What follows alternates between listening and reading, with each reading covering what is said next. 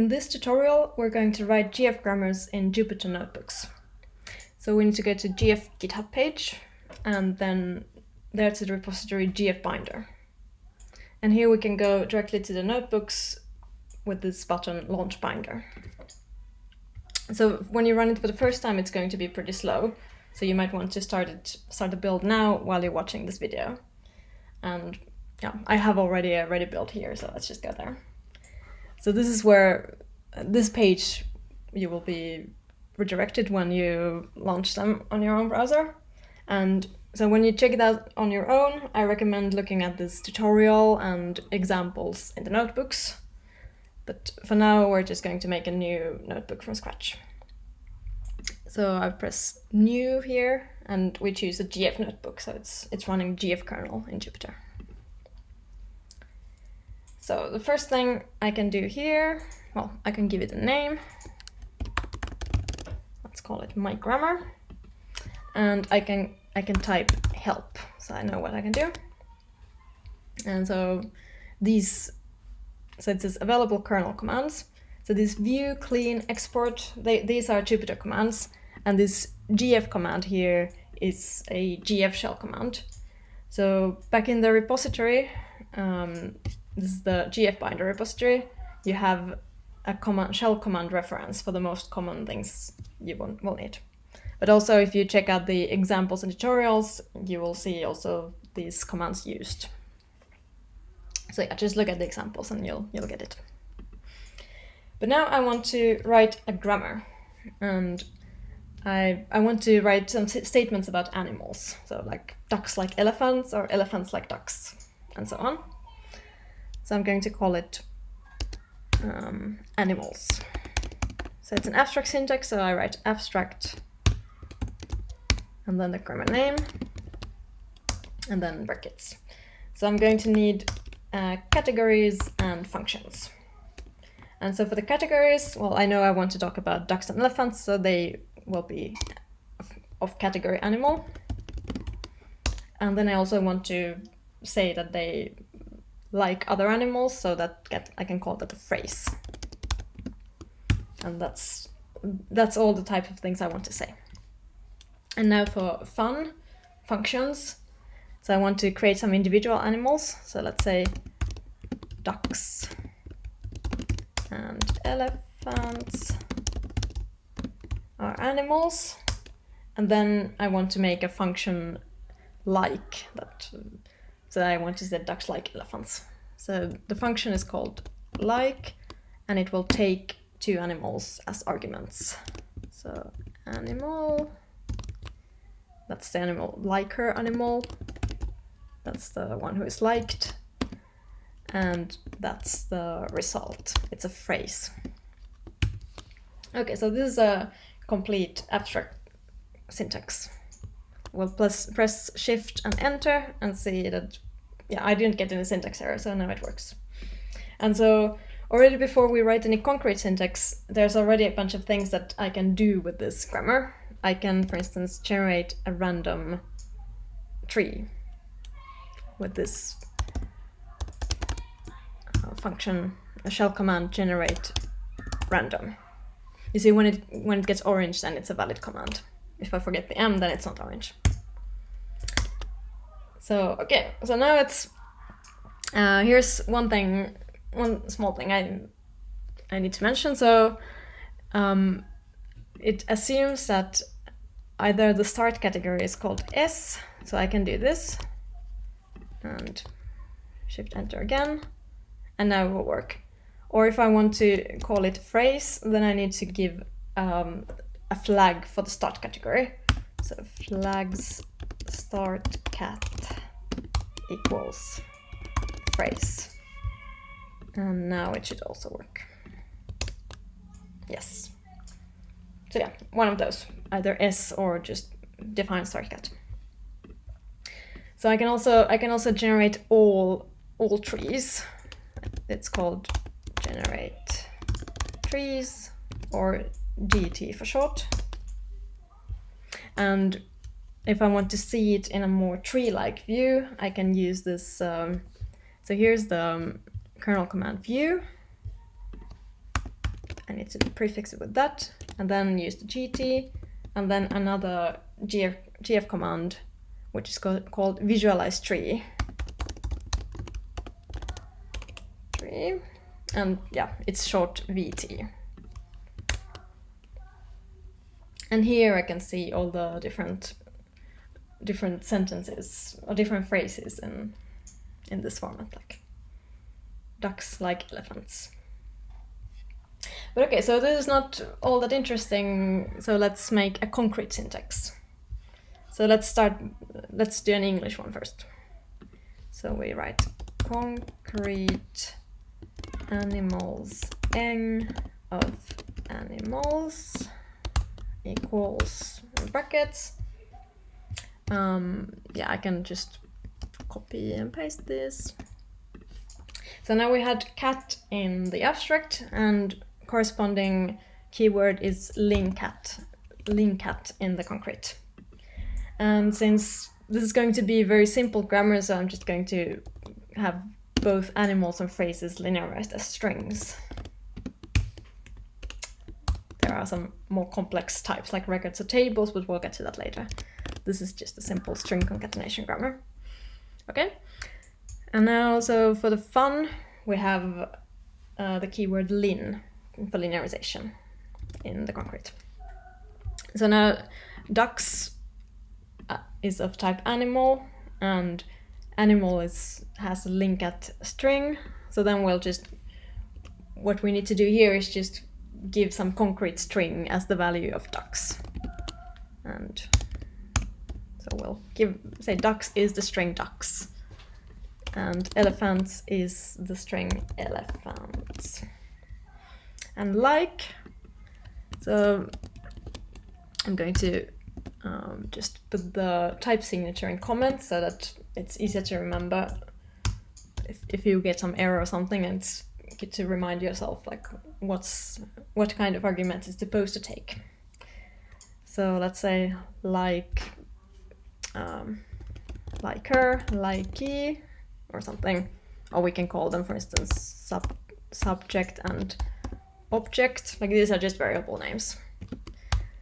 So let's say, so both of these are animals, and animals are strings, and phrase is also a string. So we'll just put that, we will reproduce that string. So subject, and then concatenate the string like, and then object. Okay, now we should have an English grammar.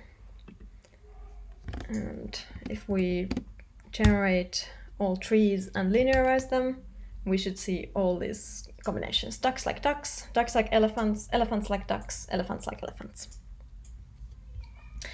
Yeah, so yeah, we can also parse. So like this is the cool thing about GF, is that like we have only created linearization rules, but we get a parser for free. So parse, or P for short, elephants like ducks, and here we get the abstract syntax tree. And we can also have we can show the visualization of the parse tree, not just the abstract syntax tree.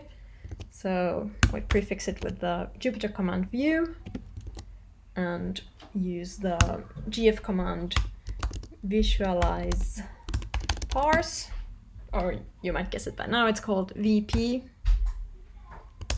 And yeah, here we can see the parse tree, that the string elephants comes from some category animal, and as well as the string ducks, and the string like comes from the category phrase. So yeah, looks correct, because like this like is a function that constructs a phrase, and it introduces the string like. And so this parse tree reflects that fact. Okay, but the more interesting thing is that we want to translate. So for that we are going to make another concrete grammar. So we had one for English, and let's make one for Spanish now. So let's call it animals spa. And so this is also going to be such a simple grammar that we can get away with just strings for now. So we can keep the linkats intact, but well, we need to change the words because yeah, duck is called pato and the plural is s. So ducks is patos and elephants is elefantes. Okay, so that was simple. And now this function like, so it's a bit complicated structure, like you have to have this dative pronoun and stuff, but this grammar is very carefully selected so that we can still just concatenate some strings. So let's see, los subject, like a los patos, for instance, les gustan los objects. Yeah, so it's, I mean, I can get away with just like hard coding this plural masculine article because all these are plural. But of course, in a more scalable grammar, you wouldn't do this. But it's just for sure. Yeah, so now we can translate. So let's parse English. Ducks like elephants, and linearize in Spanish. Yes. A los patos les gustan los elefantes. Yeah.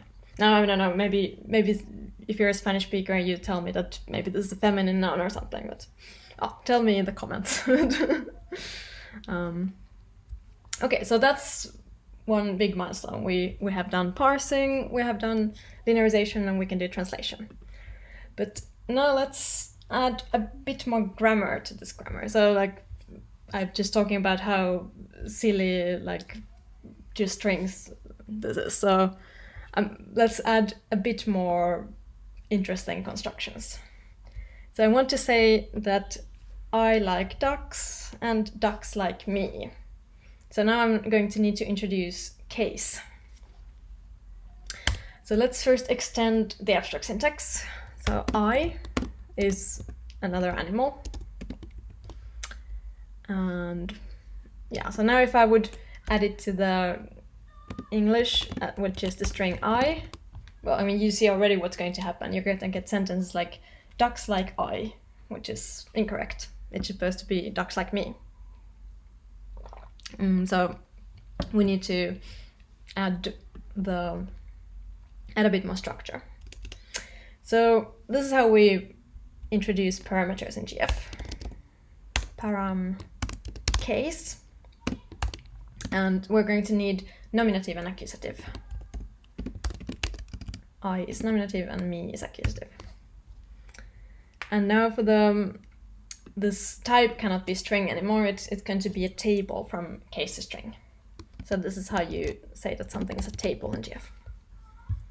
It's so the parameter on the left hand side and this fat arrow, and the result, like the right hand side, is a string. It's a basic inflection table. And so this is how you now we need to update the concrete syntax, the linearizations here. So let's start table. That's how you start the table. Yeah, make sure the brackets match. So nominative goes to the string I, and accusative goes to the string me. So this corresponds to this case arrow string, nominative, fat arrow, I. Now if we want to do the same for ducks, so it's going to be a bit repetitive because, like, you know, it's just ducks in both branches of the arrow, because of the table, sorry. So here's one thing we can do. We can just make it, we can use a variable or just a catch-all underscore ducks. It means that all branches of the table will return the string ducks. But here's also one more thing we can do, is to introduce this like helper functions or helper operations. So there is another keyword. We write oper, we can call a function or operation. Let's call it mk animal, which takes 2 strings and returns a table case to a string. Yeah, you don't need the parentheses here. I just put it so it's clear that these 2 are arguments, because it has the narrow arrow, and this is the table arrow, the fat arrow. Okay, so that's the type signature of the operation.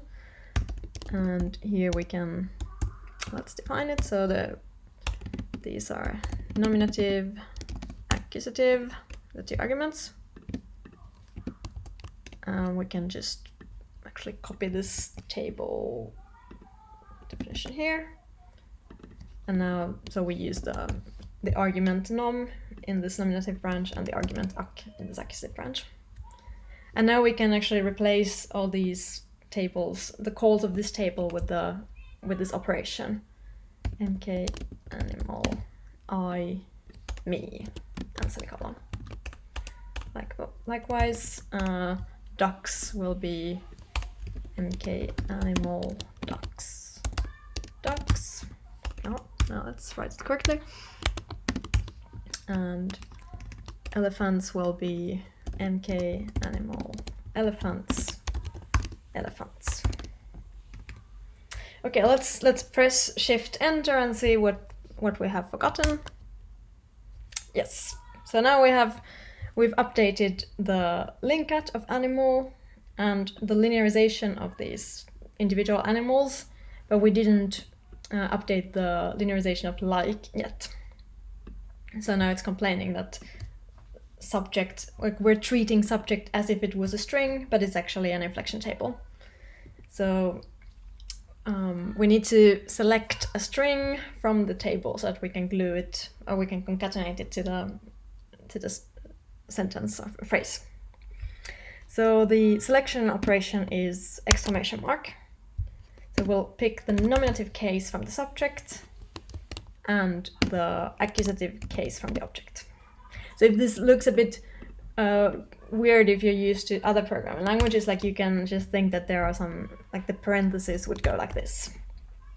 But you don't need them in GF. Like this is, you can, like these have higher precedence, or so that you don't need parentheses. Okay, let's press Shift Enter again, and now it worked. So now we can generate all trees. All right. So this is the thing. I'm generating all trees and linearizing, but it's only giving the sentences for which there is linearization in both languages. So I need to specify here lang equals eng. Okay, it's still not giving it. Oh, that's strange. Yes, now it's working. So yeah, now it's, you see correctly, ducks like me, elephants like me, I like ducks, I like elephants. So we have the case working correctly. So now this is the thing here. Like I'm showing these linguistic details. Like so, this is a more of a high level application grammar rather than like a low level linguistic grammar. So if for a more realistic approach, this is, so when we write actual application grammars, we would usually not write these case, that kind of stuff by hand, because we have in GF we have something called resource grammar library, and we would rather use the library to, so we get all this case inflection or plural, singulars, gender, that kind of stuff. We get it for free. So let me update the Spanish grammar using the resource grammar library instead. Actually, I can make a new one just to demonstrate. So concrete animals spa RGL for resource grammar library of animals, and here we write open syntax spa paradigms spa in, and then the normal brackets. And now, so in these modules, there are a bunch of very useful things defined. So let's start. Link cat animal is a noun phrase. And phrase, let's call that S for sentence. And these are all defined in this module. Now so let's go further. So lin I. So there is this, so I know this by heart, so I can just write mknp I pron. But for everyone who's watching who's new to GF, so this is where you find it. So if you go to the GF front page, click the RGL synopsis, and here you get this resource library synopsis introduction. On the right hand side you have this bunch of categories. So we were going to make an NP, so we click this link and then we get all these different ways how we can construct an NP. Okay, I see that there actually is already a shorthand INP. I didn't even need to use the mknp for pron. But yeah, you can see there is also an instance. This was the instance I was using. So mknp ipron. So this is very useful when you write your actual application grammars. Yeah, so now we have ducks. So it's going to be another mknp. And now we want to make it plural. So let's see what would be a suitable instance for that. So this looks promising. There is something called determiner, and here we find that there is this determiner called the plural. So it's a definite plural determiner, definite article. So we're going to use that. So mknp, definite plural determiner, and now we're going to make the noun from a string using morphological paradigms in this paradigm spa module. mkn. So this is a string that we give, and this mkn includes some string matching so it knows that this is a masculine noun because it ends in o and so on. And elephants. So the same, because it's a plural noun phrase, and mkn elefante. Okay, and finally the like with this argument subj and obj. So the phrase is S. So I mean, I remember this by heart, but if you don't, just check the RGL synopsis. MKS and then MKCL for clause. And now I know there is an instance in CL for it takes a noun phrase, a transitive verb, another noun phrase. So I can just use that. So these animals are noun phrases, so I can just put these here and then some v2 here. Gustar. Okay, now let's see if this is correct. Yeah, so we can do the same. Let's generate all trees and linearize. Okay, so it's not quite correct. Remember I mentioned something about dative, so it should be, this mkv2 is just direct object. And so this is how to fix it. This time we need to check the morphological paradigms. So these are language specific, but this syntax is language independent. So here we scroll to Spanish. Okay, mkv2. Yes, so this is the instance that we used. So it's just a constructor for transitive verb that just takes a single string. And the comment is that it's a regularly inflecting verb and it's going to be a direct object. But if we want to specify another object, we're going to use this constructor instead. And so a pre-constructed verb from a string and then a preposition. It says preposition or just case. So let's scroll up a bit to see how they're called. Here we can see dative is a preposition. Yeah, preposition or case. It's kind of, the names are a bit flexible. So let's change this call a bit. So this needs to be first wrapped in mkv. And here we need to give the dative. And now, yes, now I see that this preposition is the dative marker, and I can write horse.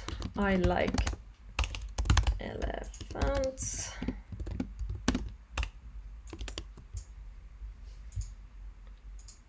Oh, yeah, okay, I need to specify the language. I thought so, okay. Interesting. Oh. But yeah, anyway, so yeah, this is like,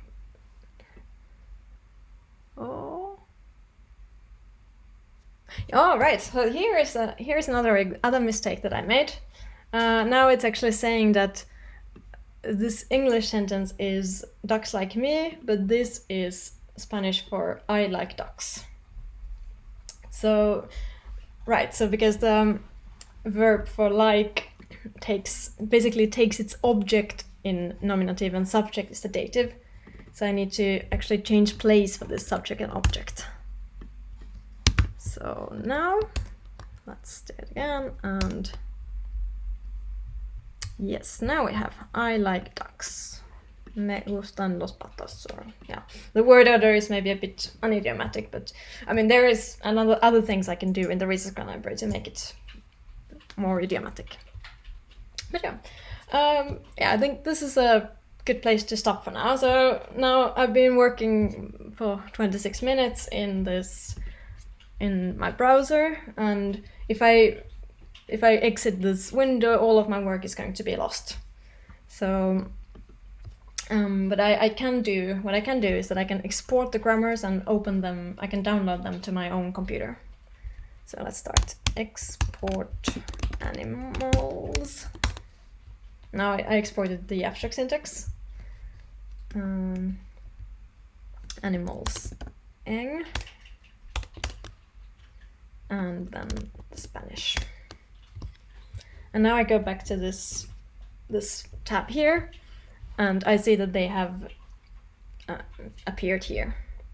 So I can select one and press this view button, and then it will